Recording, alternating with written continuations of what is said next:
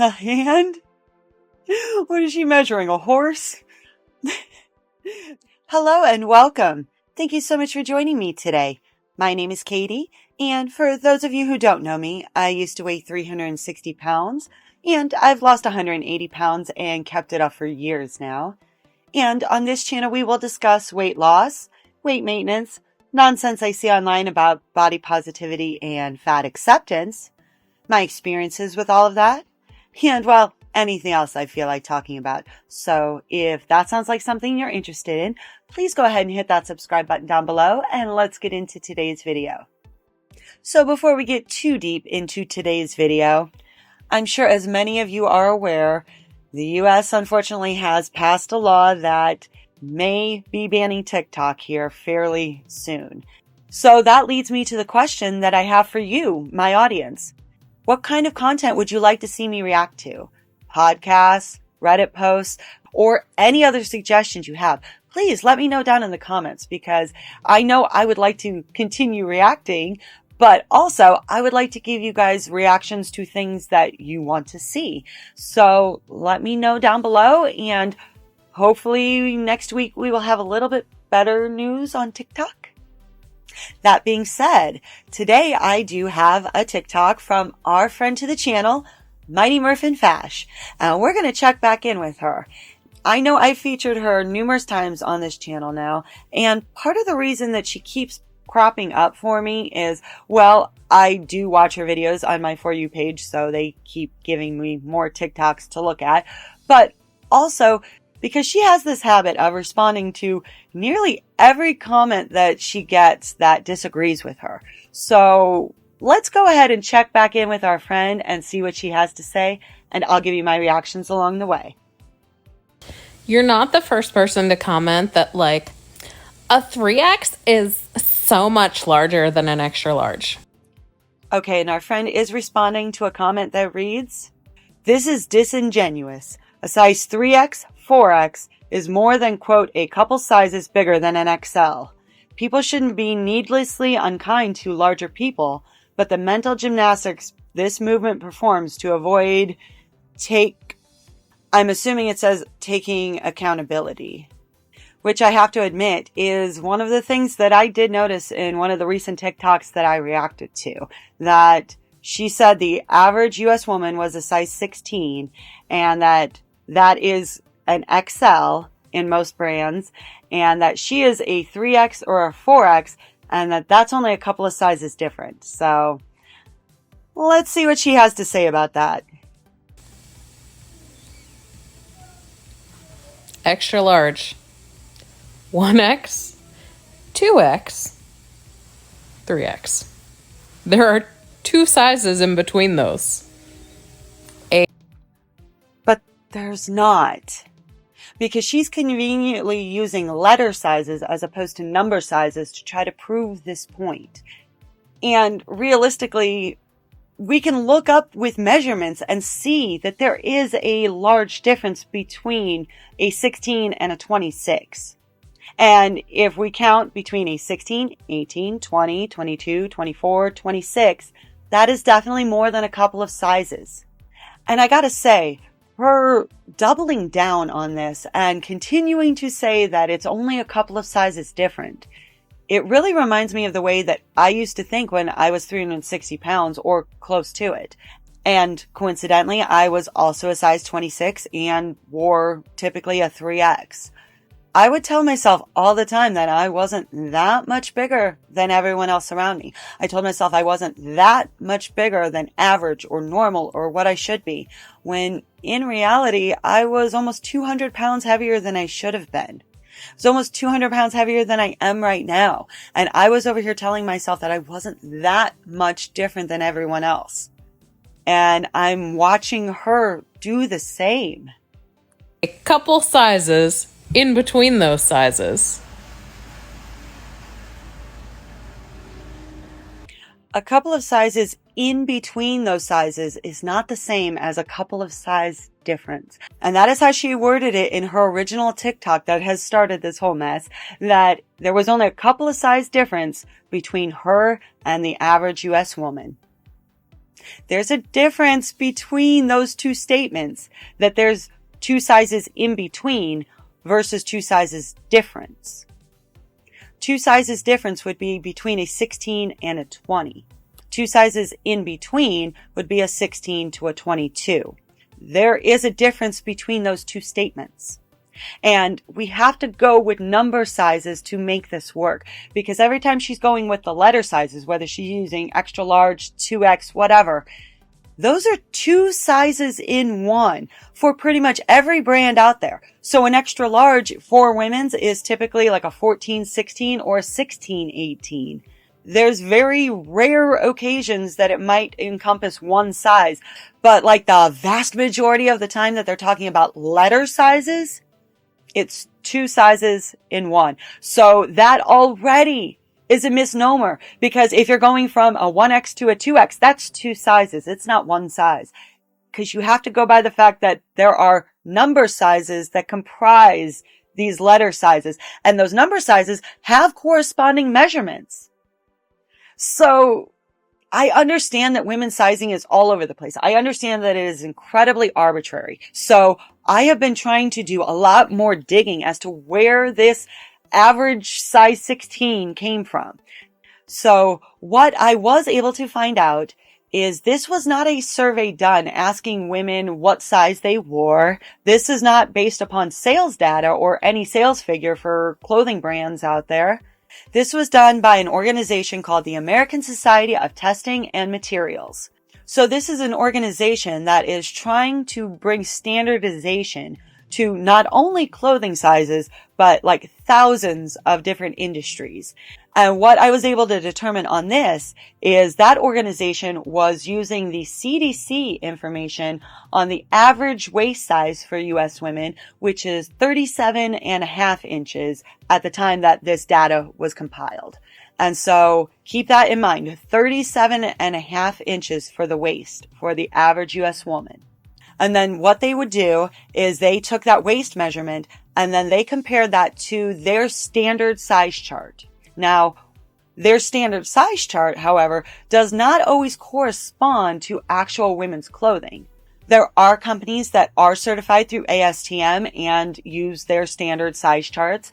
However, a lot of clothing companies do not participate in this and create their own size charts. I mean, I think any woman out there can tell you we can go up to our closets and pull out 3, maybe 4 different sizes at any given time. And each and every one of those articles of clothing are going to functionally fit you the same. They're going to be the same measurements across the amount of fabric used.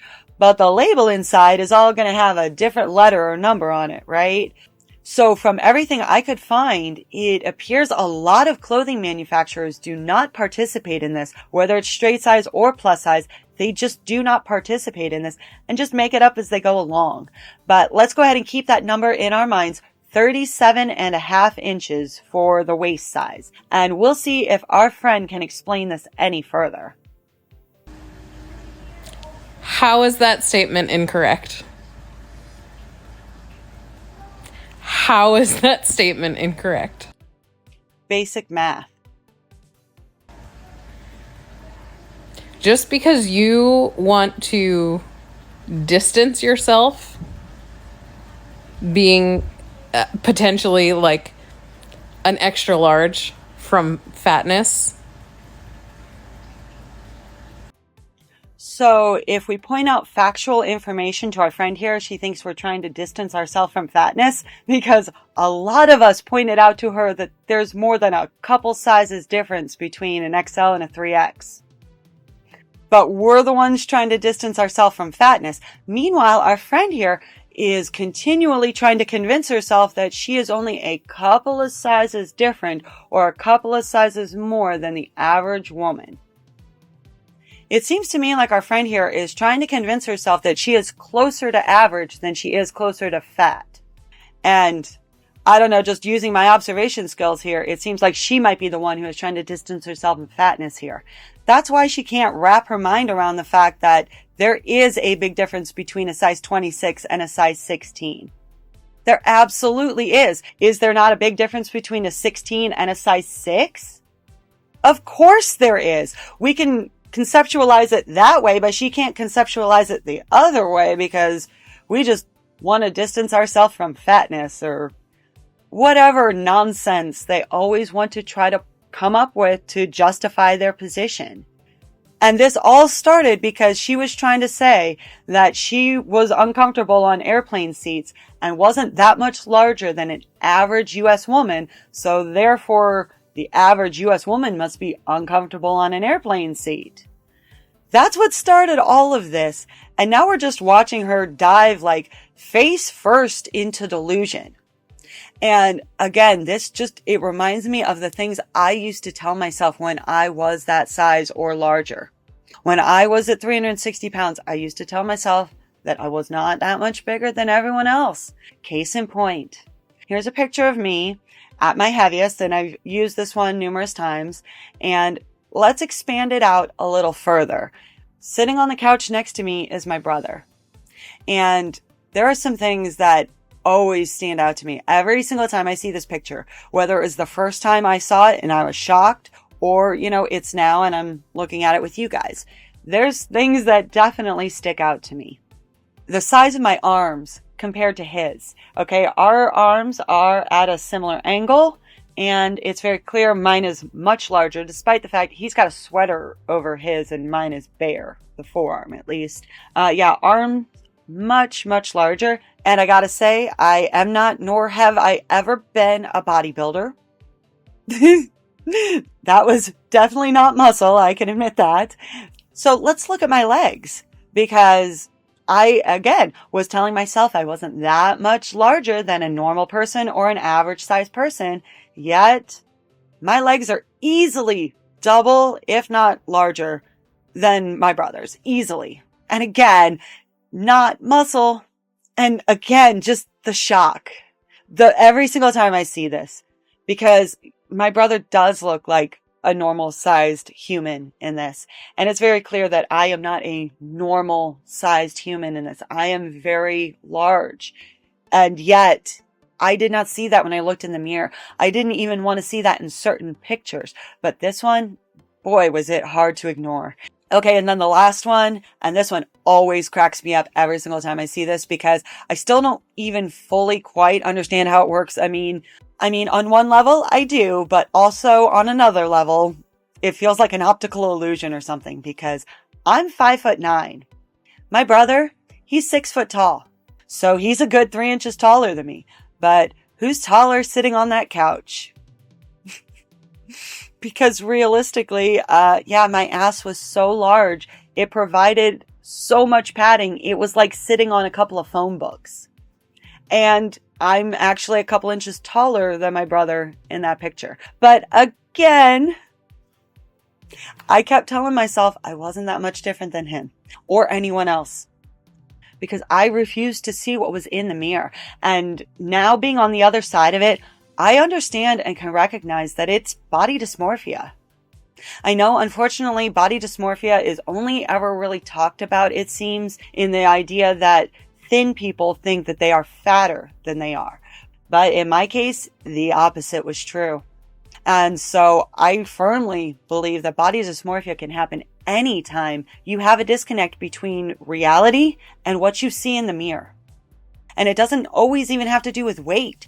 You could have body dysmorphia just around how a feature looks. Not necessarily the size of it, but I've seen people think that their noses are just the worst thing ever. And I, for the life of me, can't see what they're talking about. It looks like a nose. So I understand that there are a lot of things that get twisted in our minds. And that's what it feels like we're all witnessing right here. And I gotta say, it really is just sad to see, because I know what that did to me mentally and how long that took to get out of that frame of mind. And I know that even as I lost weight, coming back down the other side, it took a long time for me to get used to what I was seeing in the mirror, and then understanding when I would look in pictures what I looked like. it took a long, long time for me to get to where I am now, to where I can look at a picture or look in the mirror or film myself and put myself up on the internet, because I know what I look like and I don't have that disconnect any longer. And one of the things that fat acceptance or body positivity talks about how much they hate are before and after pictures. And I got to say, that was one of the things that really helped with that for me. It really, truly did, because it gave me that frame of reference because I had lost it. As I slowly gained the weight, I never at one point just like woke up and had put on like 50 pounds. That would be a difference I could see. But when you're putting on like 2 or 3 pounds a month and you do that every month, every year, and then it just kind of compounds upon itself, you don't ever really see the difference until maybe you have a picture like I do with my brother, or maybe you are trying to put on a pair of pants that just no longer fit and then the light bulb turns on or something like that. But I do understand that when you are gaining, or even in my case, when you're losing weight and it's incremental, we sometimes have a hard time seeing what we actually look like and can lose perspective of that. And that's exactly what I feel like we're watching with our friend here. We are not that much different. And the second half of this comment, you're avoiding accountability. Accountability to what? You? That society thinks that I should automatically be thin. I have never been thin in my entire life.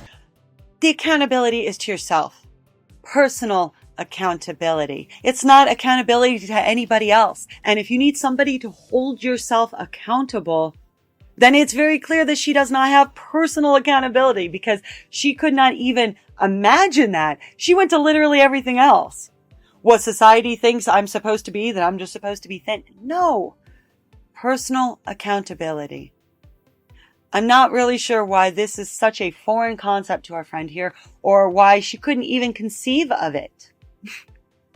And that unfortunately does tell me a lot about her mindset, because I was there for a long time too.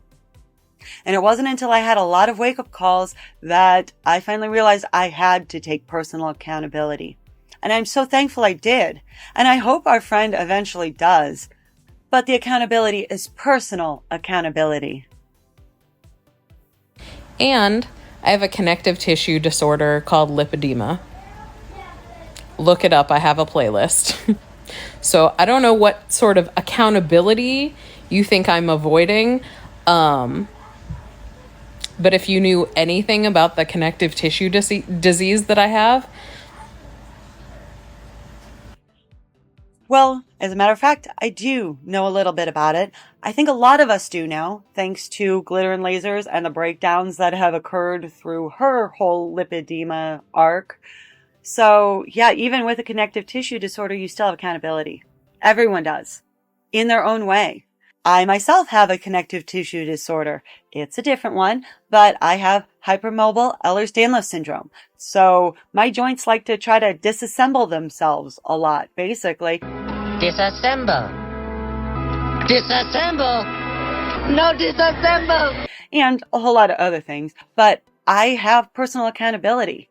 I have to try to stay as active as I can so that way I can keep the strength up in my joints. I have to try to keep my weight managed as well, so that way I don't put additional stress and strain on my joints and connective tissue.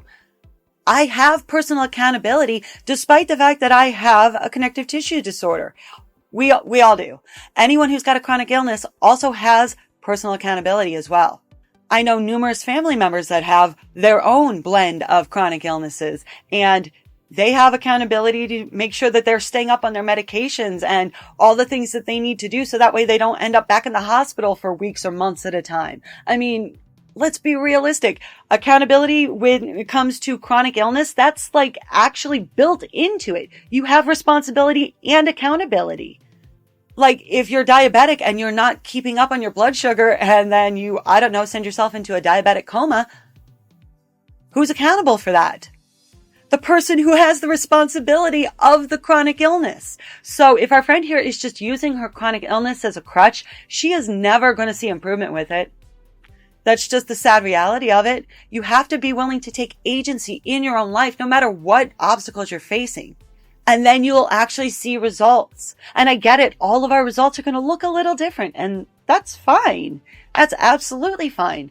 But at the same time, we should still be striving towards the things that are good for us. And I'm genuinely curious, is our friend doing all the preventative things that she should be doing for her connective tissue disorder? She should be following a low inflammatory diet. She should be doing light exercise as much as she can. So walking or swimming, things of that nature. Those things are absolutely essential to pretty much any chronic illness out there, let's be fair. Then you want to go ahead and throw in lipedema. So let's talk about compressive garments. Does she do that? Does she go to doctors for this? Is she seeking treatment or therapies for it? Or has she just reached the point where, oh, I need surgery, nothing I can do, so la-di-da-di-da. Because, I mean, I know that's got to be fun, but I also know what happens if I don't take care of my connective tissue disorder.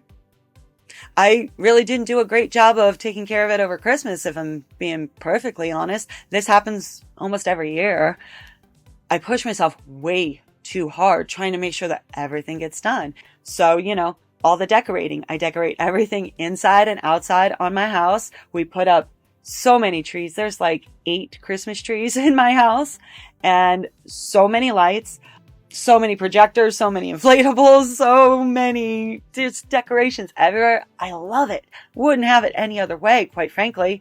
Then I do all the baking, and then we've got the shopping and the wrapping. And then, of course, you know, it's Christmas, so let's take the kids to the zoo and we've got to go see Santa, and maybe we'll go see a movie or two, or maybe we'll sit down and enjoy a cup of hot cocoa or something, right? And so it just feels like I'm always constantly running, especially the last couple of weeks leading up to Christmas. And then almost every year without fail, it's either right at New Year's or like right before or right after, I get a massive flare up because I'm not doing all I need to manage myself properly. I'm not taking the rest that I need to. I am doing way too much. I'm trying to push too hard.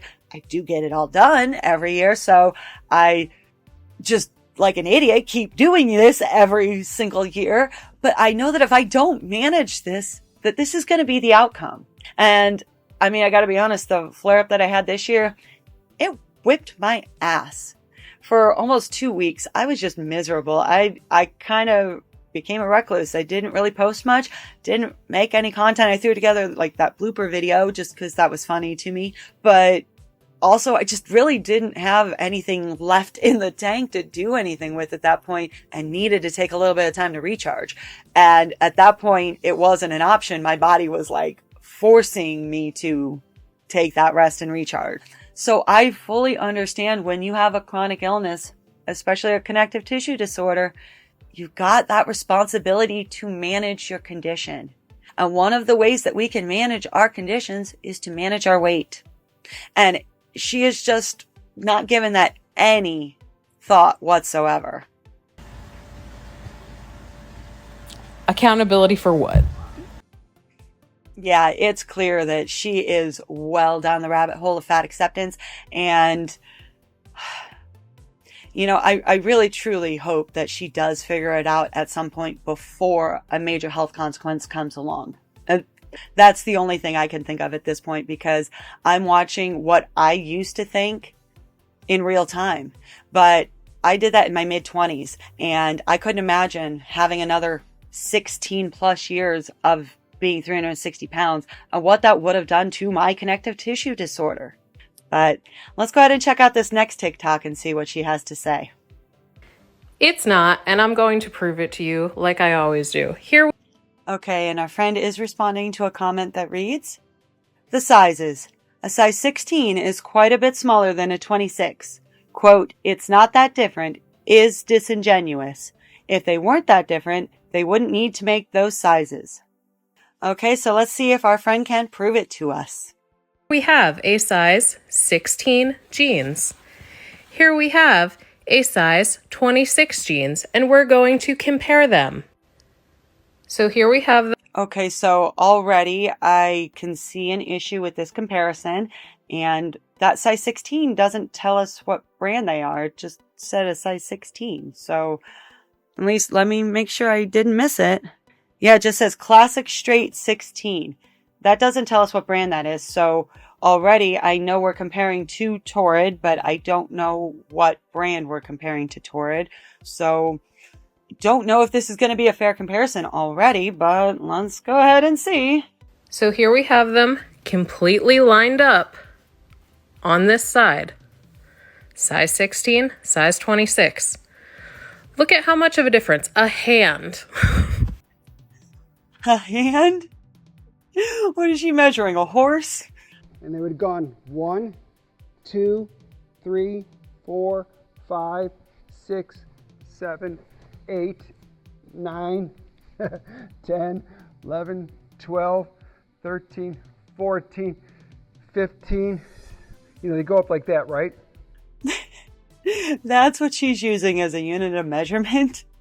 I mean, hands vary wildly in sizes. I have no idea how big or small her hand might be. I know I have a very tiny hand, but I mean, that's not a standard unit of measurement unless you're talking about horses. And even then, I found out that the standard size hand for a horse measurement, that's 4 inches. So I guess we could use that for this. So we'll say 4 inches, but it's not 4 inches. It's actually 8 inches because she's got 2 layers of fabric there. So if you unfold that fabric, she's got 2 hands there. So that's at least 8 inches of difference between the two. So yeah, that is a considerable difference, especially when we're thinking about translating that to a human. And we're now talking about 8 inches around in circumference. So 8 inches on someone's waist around. That translates into a much different scenario than 1 hand's width on a pair of jeans. So yeah, it's not 4 inches. I'm going to say at least 8. A hand is the difference. Is that quite a bit smaller? Do you really feel like that's quite a bit smaller? Now let's look at the stretch difference. When the 16s are stretched, look at how much of a difference that is. This much. Yeah, but the 16s are stretched, but the 26s aren't. And when she's stretching those 16s, the zipper was not done up when she at least showed those to us the first time around. So that can actually give you some extra room to stretch things out. So this is not at all a fair comparison. She's not comparing like to like in the first place. And I mean, quite frankly, because she's not even comparing the same brands, we don't even know if she's comparing the same cuts of jeans either. So if jeans are supposed to come high-waisted or mid-waist or low-waist, wherever they're supposed to hit you, they're going to be correspondingly different size measurements too. So we can look up size charts and that'll actually give us an actual measurement instead of sitting here trying to measure with our hands like we're horses or something. My goodness. So let's go ahead and try to look up a size chart, and I'm going to look up a brand that carries both straight and plus sizes. So let's go ahead. I'm going to look up a JCPenney size chart because I know that I was able to shop there at least when I was younger and I was plus size. So let's go ahead and see what we can find here. Okay. So I went to women's and we're just looking at jeans, and I found a pair of just standard mid-rise bootcut jeans, and they do have them in misses and plus sizes in the same style of the same brand. So let's go ahead and take a look at this size chart. So we are in the misses size range here, and let's go ahead and take a look. We'll come here down to the size 16, which is an extra large according to JCPenney size chart, and it's got a waist of 35 and hips of 45. So according to this one would actually not even cover the average US woman because that waist size was 37 and a half. So that would put it at an 18 or maybe even 20 according to the Mrs. size chart. But let's go ahead and take a look at the plus size chart and see what the 26 looks like. No, I don't need a coupon, but thank you, I guess. Okay, here we go. The 3X is a size 24 to 26, as I suspected. And we've got listed here waist is going to be 47.5 inches to 49.5 inches. And then we've got 56 to 58 on the hips. That's a 14-inch difference between 35 and 49 on the waist. So yes, that is a substantial difference. That's more than a foot. And that's not just a foot of fabric or 14 inches of fabric folded up on someone's bed. That's a three-dimensional object. That's 14 inches around somebody's waist. That is then going to be filled up with additional fat. So yes, that is a big difference. It truly is. And I know how that corresponded for me. At 360 pounds, I wore a size 26. And when I got down to a size 16, I was in the neighborhood of about 230 to 240 pounds. That's a difference of 120 to 130 pounds. That's a significant difference. And 14 inches? That is more than just a couple of sizes different, at least according to this size chart. Now, again, I know that women's sizing is incredibly arbitrary. This is why I wanted to compare between a brand and a style that was carried in both Mrs. and Plus. So that way we could try to get an actual comparison between these sizes. And then let's see what size would actually correspond with the average U.S. woman according to the CDC, the 37.5-inch waist. That'll correspond with a 14 women's or a 14 and plus size, or according to this size chart, a 0X. So if that's the average woman, and that's what that size 16 was originally based off of, is that waist size of the average U.S. woman, let's go ahead and see. 0X, 1X, 2X, 3X, that would appear that's at least 3 sizes difference. And then again, we're going to go from a 14 to a 26. So 14, 16, 18, 20, 22, 24, 26. That is definitely more than a couple. And I've worn all of these sizes. I definitely know that I had to replace my clothes as I gained and then lost weight, because if there really weren't that big of a difference, or it were just a couple of sizes and then that's not that much bigger or that different than average, then why did I have to keep replacing my wardrobe? So the jeans that I had from when I was a size 26, I continued to wear them as I lost weight, but I got down to about a size 22, and then those jeans were completely unwearable. We're talking like I'd walk down the stairs, and even with a belt on or me attempting to hold them up, they would still just fall right to the ground. There was nothing I could do at that point except get rid of them and replace them with the correct size at that point, which for me was a 22. And then I had to continually do that as I lost weight. So this idea that that's not that different, or it's only a couple of sizes, that is a significant difference in actual size. So if she's trying to compare her experience to the average woman's, I don't think our friend is truly grasping and understanding that she is experiencing things differently than the average woman because she is significantly larger.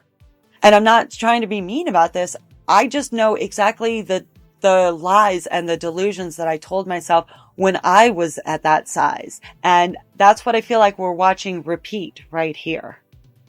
This much difference. Again, we're talking about a hand when they're both stretched, but like, we're really not talking about the huge difference that you guys think exists between a size 16 and a size 26. Y'all just have no frame of reference for sizing, and it just exists in your head. You're not actually looking at anything. I wore them. I looked at them. I wore them. I sold them. I folded them. I don't know how much more experience with these exact sizes I would need for our friend to take me seriously on this. There is a substantial difference. There absolutely is. And if our friend doesn't believe me, she is more than welcome to go get a job at a plus size retailer and then, I don't know, spend an entire day refolding a jean wall or refolding a t-shirt table or rehanging all of the dress pants, because those were tasks I had to do numerous times. And yes, having refolded all of those sizes, there is a substantial difference. The folding tables that we had at Lane Bryant were quite nice and quite generous for us to be able to spread our clothing out onto. But once I got up to a size 26, 28, I even had trouble sometimes fitting the entire garment on those folding tables. And I had no problems whatsoever at a size 16 because, again, there is that big of a difference. And she's over here continually trying to justify that it's not that different. And here I'm going to cherry pick and show you these couple pairs of jeans, and it's really not that different.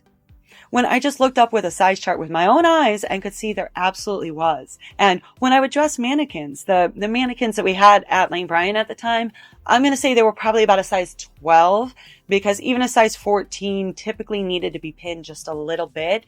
But a size 16 was actually the sweet spot for me, because that gave me enough fabric that you could get a nice pull back there and get a good pin. And it just made things lay nicely and drape nicely when I was dressing mannequins. So 16s were always kind of the ones that I gravitated towards because we had a lot of them on the rack and they just looked really nice on mannequins. But if I had to go up to a 24, 26, or 28, there were a lot of times I would try to see if I could substitute a different style because it really was difficult trying to fit those larger sizes onto a size 12 or so mannequin. And there is that big of a difference.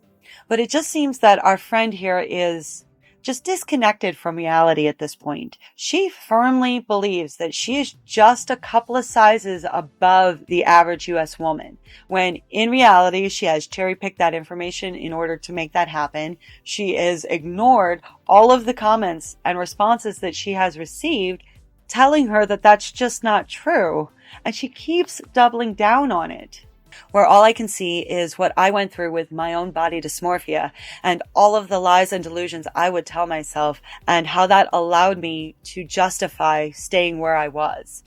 I understand the wake-up calls that I had to go through to move past that, and I truly hope that our friend here can move past this, and hopefully without some of the wake-up calls that I went through. But maybe that's just me. Let me know down in the comments below. What do you think? I'm genuinely curious and I love reading all of your responses. That is where we will leave things today. I thank you so much for joining me. Please be sure to like, share, comment, and subscribe. And I will catch you all in the next one. Bye! Hey Pokey, did you know that today, January 13th, day I'm filming, is National Rubber Duck Day? Did you know this, baby? And did you know rubber ducks, she's so thrilled with my fun facts, okay? Rubber ducks were actually invented right here in Akron. Also invented in Akron, zippers. But there's your fun facts for the day. Zippers and rubber ducks and a bunch of other things were invented right here in Akron. Pretty cool, huh? I know Pokey's just thrilled with my fun facts. Now I see what's got her all riled up. One of my other kitties has walked in, and that's what's got her all witch-wayed. She was ready to take me out. Did you see that? There was almost an attempt on my life, okay? We all saw that, right? Aw, are we happy? Or are we just tolerating mommy right now? I can never tell. She's definitely not happy now.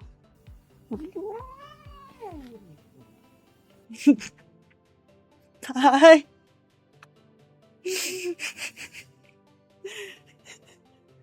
And now my cats are wrestling on the floor.